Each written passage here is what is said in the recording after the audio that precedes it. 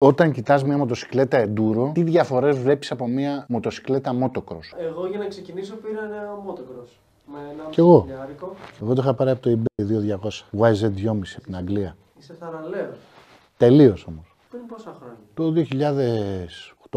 2008-2009. Πήγα με τον κουμπάρο μου σε μια αποθήκη σαν ασπόπυργο. Κάνω μια έτσι και παίρνει μπροστά. YZ2,5 του 4 και ήταν τέζα. Ήταν με μασπιέ, με κέντρα, με τιμονόπλακες, με... Αλλά έκανε motocross. Ναι, δεν έκανε για να κάνεις enduro, αλλά Έκανε για να μπει σε ποιος το ξέρει. Να αρχίσει την επαφή σου με το Έτσι. Και εγώ έτσι ξεκίνησα. Είναι το κλασικό λάθος που κάνουμε όλοι. Επειδή είναι πιο φθηνά, εμένα ήταν και άλλοι λόγοι. Επειδή όταν ήμουν μικρός, ας πούμε, έβλεπα τα μηχανάκια τα καθαρό αίμα που λέγαμε τα motocross, Και είναι πιο όμορφα. που δεν είχαν φώτα και τέτοια και είχα στο μυαλό μου αυτό.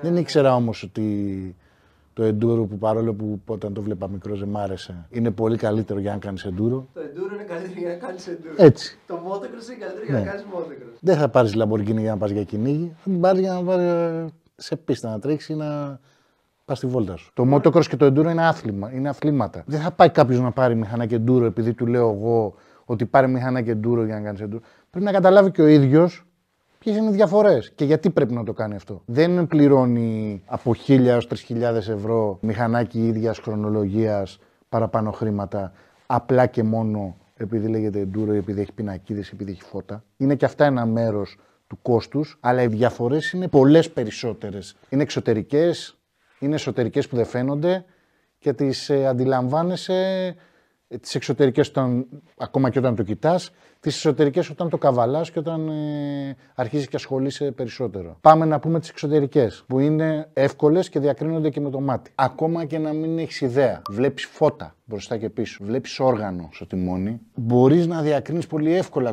τη διαφορά του πίσω τροχού, που είναι 18, ενώ του motocross είναι 19. Πολύ εύκολα δεν θα το διακρίνεις. Αν σου φέρω ένα στεφάνι 18 με ένα 19, θα δεις ότι είναι μεγάλη διαφορά. Ο τροχός και το λάστιχο είναι διαφορετικά. Και αν λίγο το προσέξεις τέλος πάντων λίγο καλύτερα, θα το αντιληφθείς.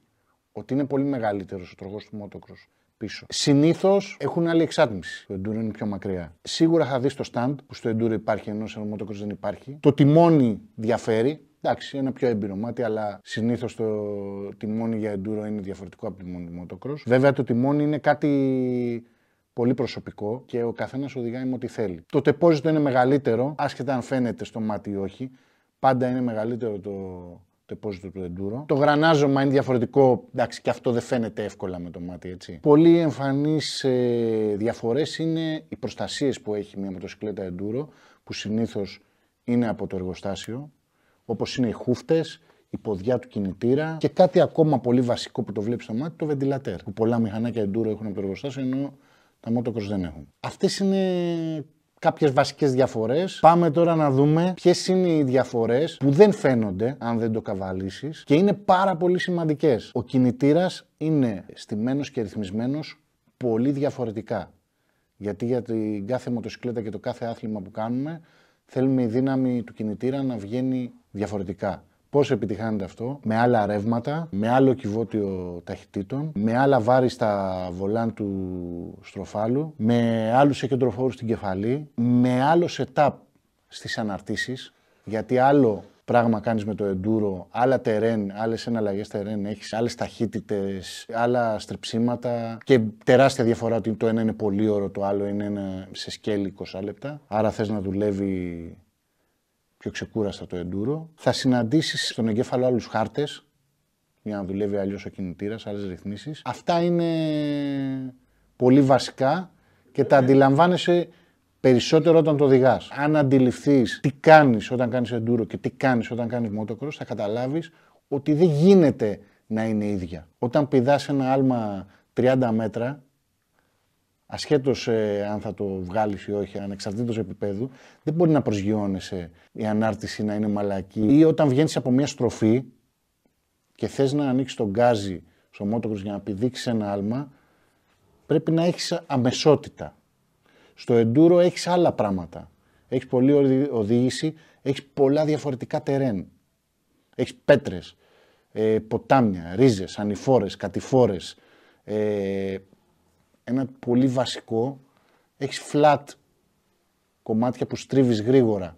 Στο motocross δεν έχει flat κομμάτια, έχει burn. Είναι τελείως διαφορετικό αυτό που κάνεις, γι' αυτό και όλα πρέπει να δουλεύουν διαφορετικά. Η ανάρτηση δουλεύει διαφορετικά, ο κινητήρας δουλεύει διαφορετικά. Αυτά όλα πρέπει να τα ξέρουμε για να ξέρουμε και τι μοτοσυκλέτα θα αγοράσουμε και τι θα κάνουμε. Γιατί αλλιώς ταλαιπωρούμαστε. Εμένα δεν με πολύ νοιάζει, δεν είμαι στο επίπεδο που το μηχανάκι θα με πάει πίσω. Είμαι αρχάριος και παίρνω ένα motocross μηχανάκι για να κάνω enduro. Εμένα δεν με νοιάζει. Πες ότι οι πέτρες που τέτοιο που θα τις τρώω με δύναμη που θα είναι σκληρές αυτές κτλ. Δεν με νοιάζουν. Ωραία. Κάποια ζημιά, κάτι. Άκου να σου πω. Μπορεί να μην καταλαβαίνεις, να μην έχεις την αντίληψη ότι δεν θα ευχαριστηθείς αυτό που θες να κάνεις. Και το προσπερνάμε, γιατί δεν το καταλαβαίνεις.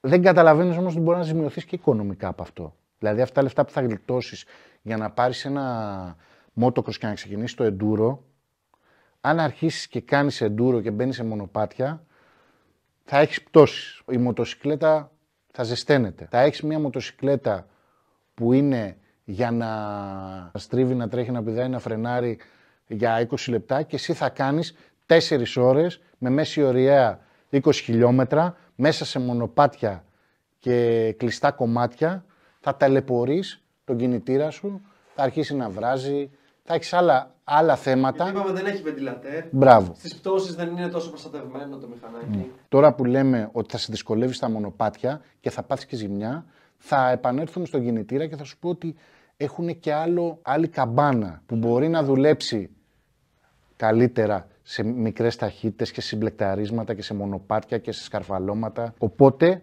θα φας και τους δίσκους. Το ίδιο συμβαίνει που θα έκανες και στο ανάποδο, όταν θα κάνεις motocross με το enduro. Το enduro μέχρι ένα βαθμό, εάν το ρυθμίσεις, μπορείς να κάνεις λίγο motocross, αλλά ποτέ δεν θα είναι το σωστό μηχανάκι για να κάνεις motocross. Όταν αρχίσεις δηλαδή και βελτιώνεσαι και το πιέζεις, κινδυνεύει το πλαίσιό σου, κινδυνεύεις να δουλεύεις το κινητήρα σε πολύ υψηλές τροφές συνέχεια, που δεν είναι φτιαγμένος για να δουλεύει συνέχεια τέρμα. Θα έχεις πρόβλημα με τις αναρτήσεις και δεν θα έχεις και την απόδοση που θες. Και κινδυνεύεις κιόλας να έχεις πτώσεις και τραυματισμούς. Αν σου τερματίσει η ανάρτηση, μπορεί να τραυματιστεί στα χέρια, στα πόδια. Όλα αυτά σήμερα γιατί τα λέμε.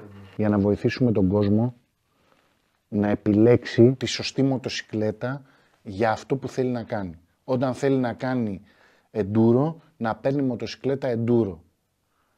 Και να μην σκέφτεται βλέποντας τις αγγελίες ότι το YZF το 2,5 είναι 1,5 χιλιάρικο πιο φθηνό από το WRF το 2,5, άρα θα πάρω το YZF. Δεν είναι το ίδιο.